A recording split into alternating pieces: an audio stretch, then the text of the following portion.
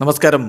Raf talk ഫുട്ബോളിലേക്ക് അവർക്കും സ്വാഗതം. ഫാൻലിസീബ ക്യാൻസൽ ചെയ്യപ്പെടുകയും ഖത്തറിനെതിരെയുള്ള മത്സരം റദ്ദാക്കപ്പെടുകയും ഒക്കെ ചെയ്ത സാഹചര്യത്തിൽ അർജന്റീന പിന്നെ ഗോട്ടിബാലയ്ക്കെതിരെ മത്സരം ഒഫീഷ്യലി പ്രഖ്യാപിച്ചിരുന്നല്ലോ, അത് ഫിഫ റദ്ദാക്കി.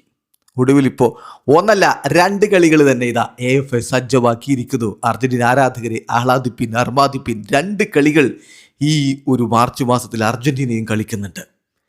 യെസ്, അതും ആഫ്രിക്കൻ ടീമുകൾക്കെതിരെയാണ് കളിക്കുന്നത്.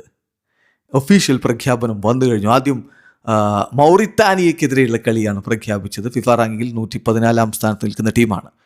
പിന്നെ രണ്ടാമത്തെ കളി പ്രഖ്യാപിച്ചു സാംബിയക്കെതിരെ, മറ്റൊരു ആഫ്രിക്കൻ ടീം. ഫിഫ റാങ്കിങ്ങിൽ 91 സ്ഥാനത്ത് നിൽക്കുന്ന ടീമാണ്. ഏതായാലും ഈ രണ്ട് ടീമുകൾക്കെതിരെ തന്നെ അർജന്റീന കളിക്കുന്നു. തീരെ കളിക്കാതിരിക്കുന്നതിനേക്കാൾ ഭേദമാണല്ലോ ഇത്. ആദ്യം എസൈസയിൽ വന്ന് പ്രാക്ടീസ് മാത്രം നടത്തി അർജന്റീനയുടെ അണ്ടർ 20 ടീമിനോട് കളിച്ചു പോകുമെന്ന തരത്തിലാണ് പ്ലാനുകൾ പോയത്. പക്ഷെ പിന്നെ അവസാനം ഇതാ രണ്ട് എതിരാളികളെ തന്നെ അർജന്റീന ഫുട്ബോൾ അസോസിയേഷൻ സജ്ജമാക്കി കൊണ്ടുവന്നിട്ടുണ്ട്. അപ്പോൾ ആദ്യ മത്സരം മാർച്ച് 27 ലാ ബൊമ്പനേറയിൽ നടക്കും.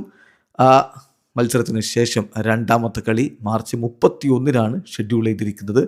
ആ കാര്യം ഇപ്പോൾ ഒഫീഷ്യലി അറിയിച്ചിട്ടുണ്ട്. The team led by Scaloni begins a goodbye to its fans before leaving to defend its titles in the next World Cup എന്ന് പറഞ്ഞുകൊണ്ട് അവർ കാര്യങ്ങൾ അറിയിക്കുന്നു. രണ്ടാമത്തെ മത്സരവും ഇപ്പോൾ ഒഫീഷ്യലി ഷെഡ്യൂൾ ചെയ്തിരിക്കുകയാണ്. രണ്ടാമത്തെ മത്സരത്തിൽ എതിരാളികൾ സാംബിയയാണ് എന്നുകൂടി അറിയിച്ചിരിക്കുന്നു. വീഡിയോ അവസാനിക്കുന്നു. ഫുട്ബോൾ ലോകത്തെ കൂടുതൽ വിശേഷങ്ങളുമായി റഫ്ലക്സ് എഴുതാം.